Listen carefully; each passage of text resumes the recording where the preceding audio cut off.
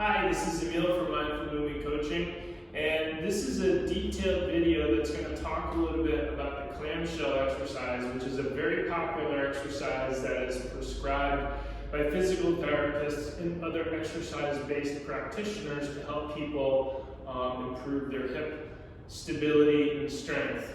So, some details about the clamshell. And I've often said to people that it's a positional dependent exercise because it's been my experience working in outpatient orthopedics that I can position a patient one way to have them do the clamshell and experience some glute fatigue, which is what we're looking to target.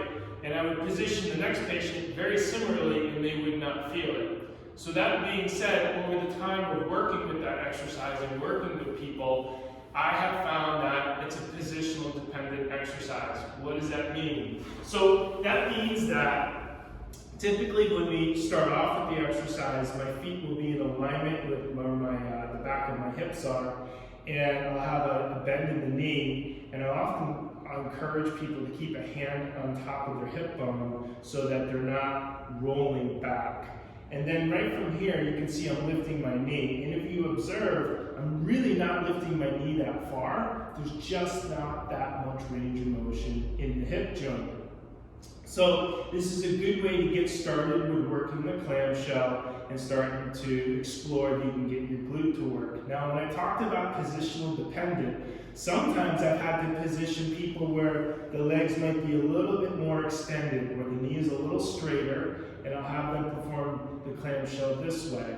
I've had other patients or people experience that they get more of their lateral hamstrings working because the lateral hamstring, your long biceps femoris long head, can actually do a little bit of external rotation there and not get your gluteus medius, which is what we're looking to target. If that doesn't work, then again, positional dependent, bend the knees a little bit more. Another position to try is actually going, what I have found for some people, into a 90-90 position, which means I've got a 90-degree angle from my torso to my thigh, from my thigh to my shin bone, and from here I can often get a productive glute strengthening exercise with the clamshell.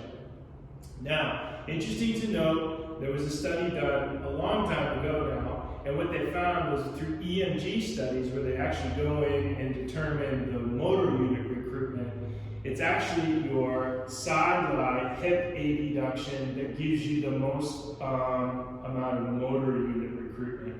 But if you're deconditioned or you have an issue where those muscles are just not working well, the clamshell is a great place to start, but don't stay there, you need to progress, okay? Now, there's other versions of the clamshell, and for some people, they're gonna do the glute minimus version that has some internal rotation to it. And if you suspect that you've got a labral tear or something's going on in the hip and you're experiencing a pinching motion in there, then that's not the right exercise to do. It should be avoided. But for the meantime, you can certainly work clamshell with the feet together. You could use band if you need to get some resistance. Or you can just try going with both legs right here, but make sure that you're not causing any irritation in the hip.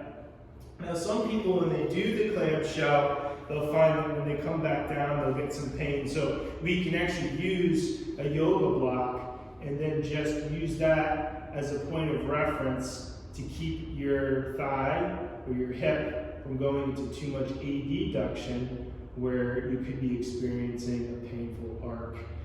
If you notice though, like I said in the beginning of the video, there's not that much range of motion. So in order to elicit appropriate fatigue, hold it there for a moment, feel a little bit of fatigue settle in, and you can bring it back down. Another thing I'll often do with the clamshell is, if you could picture this is I'm up against a wall, and I've got the back of my pelvis situated up against the wall, so I'm not likely to roll back. Okay, so that's something that you can try if you're having some troubles with your clamshell exercise. I can be reached at emil@mindmovecoach.com and help you with any questions that you may have with that. Okay, good luck.